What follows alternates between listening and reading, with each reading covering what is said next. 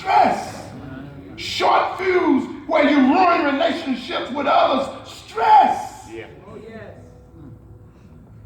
So the study says it's been proven that stress can actually fertilize or worsen certain conditions that are already in your bodies. He says that's the reason when you go to the hospitals have what they call visiting hours because we'll stress folk out. Amen. And after we done been there so long, time for you to go. This is a quote from the American Journal of Psychology, and it says that 73% of us have something to worry about before we get up at 9 o'clock every morning. He says 43% of adverse health conditions are a direct result of stress. 61% of us fail to get a good night's sleep because we worry. 82% of doctor's visits are stress-related elements. Good God Almighty. So it says that our lives are filled with things that cause us to what? Worry.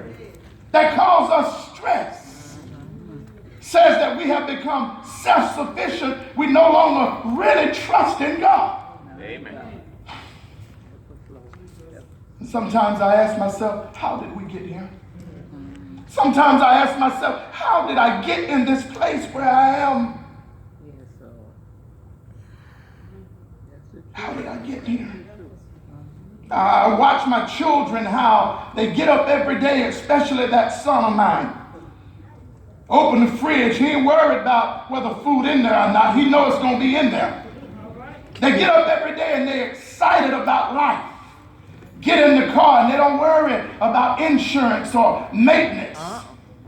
They don't even know how to spell mortgage. They're not worried about anything. Not stressed about anything. Well, now they play those games and I have to rehash that. Good life. And sometimes I'm so jealous. Daddy stop by here. Daddy go there. Daddy get that. If you act crazy, they'll tell you something. Not worried about anything. Amen. Sometimes I think about when we were kids, and you don't hardly hear it now, but anybody remember the thing he said, I don't want to grow up. I'm a Toys R Us kid. Yeah. Got so many different games that I can play with. Bikes and trains and video games. I don't want to grow up. Because if I did, I wouldn't. Amen? Anybody been there? Yeah. But Paul says this. He says the next time you find yourself over anxious, the next time you find yourself burdened down, the next time you find yourself worried, Paul says this, be anxious for nothing. Be worried about nothing. Don't let anything stress you out. Don't let anything upset you.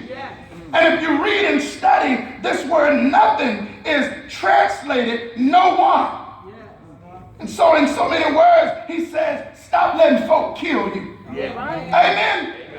Almost like the Williams brothers said, sweep around your own front door. Huh? If we do that, then we'll find ourselves less stressful. And even though here we hear Paul writing these words, let nothing or no one worry you, you almost want to ask, where did Paul come from? Because where I live at, there's always something or someone, or issue or something, enemies rising up, folk coming against you for no reason, misunderstandings. There's always something.